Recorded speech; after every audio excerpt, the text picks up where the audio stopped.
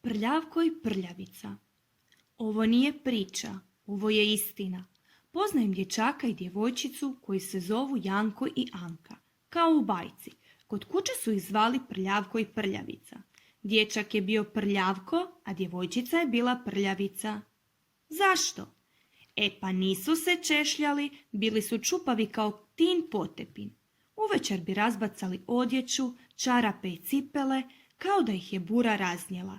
Bili su kao dva razbojnika, razbijali su sve što im je došlo pod ruku. Prstom su kao svrdlom kopali nos, pa se on raširio, izgledao je kao kakav lončić. Vikali su iz sveg glasa, kidali su knjige i razbacivali ih. Nisu pozdravljali starije ljude i što je bilo najgore, nisu slušali mamu. Ako im je što zapovjedila, bili su gluhi kao top. Zato su i zaslužili druga imena. Ali kako se svako odaziva samo na jedno ime, ostali su Prljavko i Prljavica. Nisu marili što ih tako nazivaju i samo su se tome smijali. A nisu se dugo smijali. Došla je zima, snijeg i led. Sa snijegom i ledom je došla nova godina, a s novom godinom došla je novogodišnja jelka. S novogodišnjom jelkom stiže i Djed Mraz. Onaj Djed Mraz koji ima toplu bundu i dugu bradu, koji nosi hrpe poklona, bombona i čokolada i pun koš lijepih igračaka. Prljavko je želio da mu Djed Mraz donese usnu harmoniku, a Prljavica je jako voljela lutku. Harmoniku što lijepo svira i lutka koja je kao živa, ona otvara i zatvara oči. A Djed Mraz je došao sa praznim košem. Ničega nije bilo u njemu. Ništa nećete dobiti, rekao je. Ali zašto? Upitao je Janko. Ali zašto? Namrštila se i Janka. Zašto? Rekao je Djed Mraz. Zato što se ne umivate i što ste prljavi, zato što ne češljate kosu pa ste kao tin potepin i zato što uvečer razbacate odjeću kao da ju je bura raznijela, zato što sve porazbijate pa bi razlupali i harmoniku, a lutki bi sigurno polomili i noge, zato što prstom kopate nos pa je postao kao lončić, zato što se derete kao gnijezdo puno svraka i zato što kidate knjige.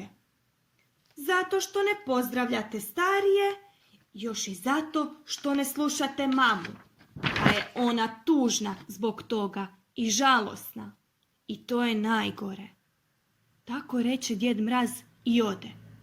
Prljavko i Prljavica zaplakaše. Najprije Prljavica koja je bila djevojčica, zatim i Prljavko koji je bio dječak. Suze im nisu pomogle, samo su im obrazi bili prljaviji. Kad su prestali plakati, obećali su da će biti dobri i poslušni. Prije jela su prali ruke, uvečer zube i noge, a ujutro umivali su lice, pa su bili čisti kao dvije mace.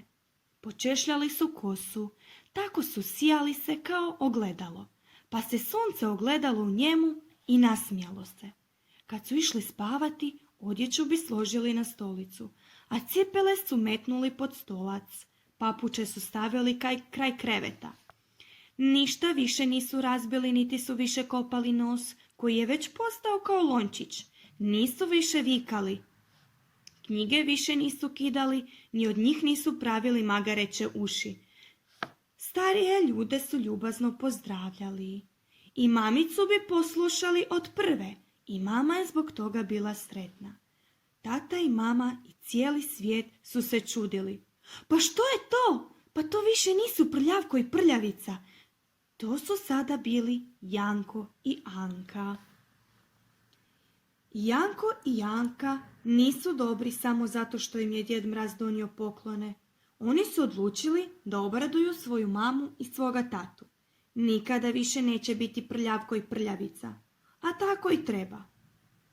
A to što sam ja rekao i napisao nije priča, već je ovo bila istina.